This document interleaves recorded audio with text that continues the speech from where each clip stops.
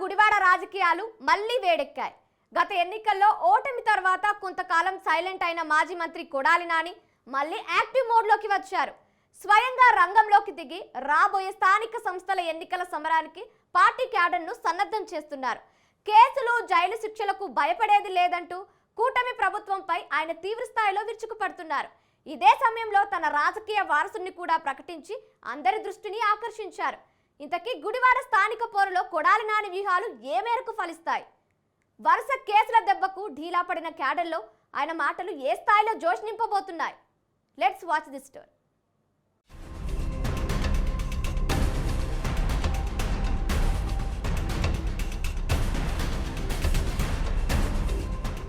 గుడివాడ నియోజకవర్గంలో వైఎస్సార్ కాంగ్రెస్ పార్టీ శ్రేణుల్లో మళ్లీ కొత్త ఉత్సాహం కనిపిస్తోంది. గత ఎన్నికల్లో రాష్ట్ర వ్యాప్తంగా వీచిన కూటమి గాలిలో వరుస విజయాలతో దూసుకుపోతున్న కొడాలి నాని కూడా అనూహ్య ఓటమిని చవిచూడాల్సి వచ్చింది. ఎన్నికల ఫలితాల తర్వాత ఆయన కొంత అనారోగ్యానికి గురి కావడంతో పూర్తిగా విశ్రాంతికి పరిమితమయ్యారు. ఆరోగ్యం సహకరించకపోవడంతో గుడివాడను వదిలి ఎక్కువ కాలం హైదరాబాద్లోనే గడపాల్సి వచ్చింది. అయితే ఇటీవల కోలుకున్న ఆయన మళ్లీ రాజకీయంగా పూర్తి స్థాయిలో క్రియాశీలకమయ్యారు. నేరుగా తాడేపల్లి వెళ్లి వైసీపీ అధినేత వైఎస్ జగన్మోహన్ రెడ్డితో సుదీర్ఘంగా సమావేశమయ్యారు. గుడివాడలో పార్టీని మళ్లీ ఎలా బలోపేతం చేయాలి, శ్రేణుల్లో ఎలా ధైర్యం నింపాలి అన్న విషయాలపై అధినేతతో ఆయన కూలంకషంగా చర్చించారు. ఈ భేటీ అనంతరం కొడాలి నాని తన పాత పంథాను బయటకు తీశారు. కూటమి ప్రభుత్వం లక్ష్యంగా ముఖ్యంగా ముఖ్యమంత్రి చంద్రబాబు నాయుడు పాలనపై తనదైన శైలిలో తీవ్ర స్థాయిలో విమర్శల దాడిని ప్రారంభించారు. గుడివాడ రాజకీయాల్లో మళ్లీ తన మార్కు పోరాటాలకు సిద్ధమవుతున్నట్లు ఆయన ప్రత్యర్థులకు స్పష్టమైన సంకేతాలు పంపారు.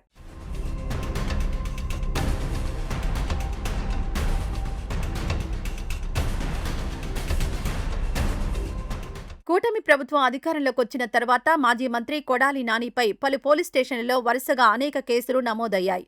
ఈ కేసుల విచారణ నిమిత్తం ఆయన అప్పుడప్పుడు హైదరాబాద్ నుంచి గుడివాడకు రావడం, పోలీస్ స్టేషన్లో అధికారుల ముందు హాజరు కావడం, ఆ వెంటనే తిరిగి హైదరాబాద్ వెళ్లిపోవడం పరిపాటిగా మారింది. నియోజకవర్గంలో నాయకుడు అందుబాటులో లేకపోవడంతో ద్వితీయ శ్రేణి నాయకులు, కార్యకర్తలు తీవ్ర నైరాశ్యంలోకి వెళ్లిపోయారు. ఈ పరిస్థితిని గమనించిన కొడాలి నాని తన వ్యూహాన్ని పూర్తిగా మార్చుకున్నారు. కేవలం పోలీస్ స్టేషన్ల చుట్టూ తిరగడానికే పరిమితం కాకుండా గుడివాడలోనే మకాం వేసి వైసీపీ బలోపేతానికి స్వయంగా నాయకత్వం వహించాలని గట్టిగా నిర్ణయించుకున్నారు. కేసులు ఎన్ని పెట్టినా ఎదుర్కొనేందుకు తాను సిద్ధంగా ఉన్నానని, ఇకపై తన సమయం మొత్తం పార్టీ కోసమే కేటాయిస్తానని ఆయన ముఖ్య అనుచరులకు స్పష్టం చేశారు. హైదరాబాద్ నివాసాన్ని పక్కన పెట్టి నిత్యం ప్రజలకు, పార్టీ శ్రేణులకు అందుబాటులో ఉండేలా గుడివాడలో తన కార్యాచరణను ముమ్మరం చేశారు.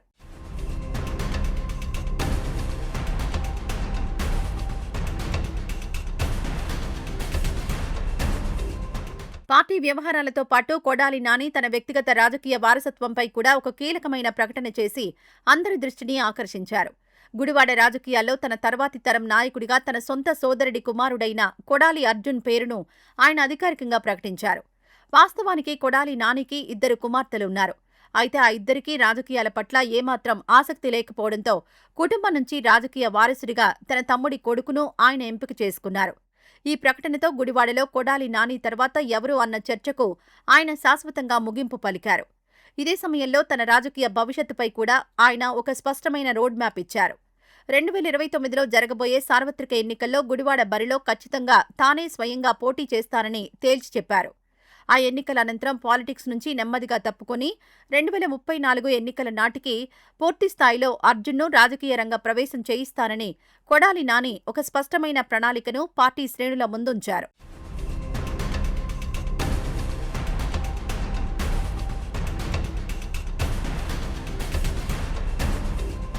రాష్ట్రంలో అతి త్వరలోనే స్థానిక సంస్థల ఎన్నికలు జరగబోతున్నాయన్న ప్రచార నేపథ్యంలో కొడాలి నాని పార్టీ క్యాడర్ను అప్రమత్తం చేశారు. గుడివాడలో వైసీపీ కార్యకర్తలతో ఆయన ఒక ఆత్మీయ సమావేశం ఏర్పాటు చేసి సుదీర్ఘంగా దిశానిర్దేశం చేశారు. పంచాయతీ, ఎంపీటీసీ, జెడ్పీటీసీ ఎన్నికల్లో పార్టీ శ్రేణులంతా సమిష్టిగా కలిసి పనిచేసి సత్తా చాటాలని ఆయన పిలుపునిచ్చారు.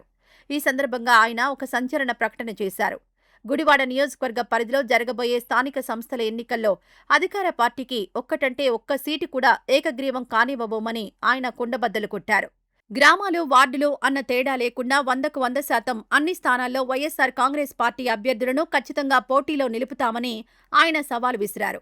ప్రత్యర్థులు ఎంతటి ప్రలోభాలకు గురిచేసినా, ఎలాంటి బెదిరింపులకు పాల్పడినా వెనక్కి తగ్గే ప్రసక్తే లేదని, నామినేషన్లు వేసి తీరుతామని ఆయన కార్యకర్తలకు స్పష్టం చేశారు.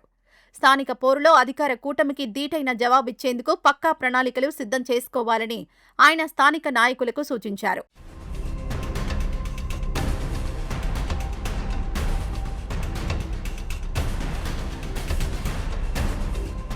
కార్యకర్తల్లో మనోధైర్యాన్ని నింపేందుకు కొడాలి నాని తన ప్రసంగంలో అత్యంత భావోద్వేగంగా మాట్లాడారు. అధికార పార్టీ ఎన్ని తప్పుడు కేసులు పెట్టినా, జైల్లో వేసినా ఎవరూ భయపడాల్సిన అవసరం లేదని ఆయన భరోసా ఇచ్చారు.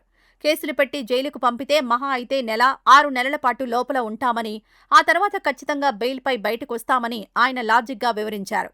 తాను ఇకపై ఎక్కడికి వెళ్లనని, ఎల్లప్పుడూ కార్యకర్తల కంటికి రెప్పలా వారి చెంతనే ఉండి పోరాడుతానని ఆయన మాటిచ్చారు. ఏర్పడి కొద్ది నెలలే అయినా అప్పుడే కూటమి ప్రభుత్వంపై ప్రజల్లో తీవ్ర వ్యతిరేకత మొదలైందని, భవిష్యత్తులో రాబోయేది 100% వైసీపీ ప్రభుత్వమేనని ఆయన బలంగా నూరిపోశారు. కొడాలి నాని చెప్పిన ఈ మాటలతో డీలా పడిన గుడివాడ వైసీపీ క్యాడర్లో ఒక్కసారిగా నయా జోష్ నిండింది. ఇకపై గుడివాడ అడ్డాగానే కొడాలి నాని తమ కోసం నిరంతరం పనిచేస్తారని ఆయన అనుచరులు, అభిమానులు పూర్తి విశ్వాసంతో చెబుతున్నారు.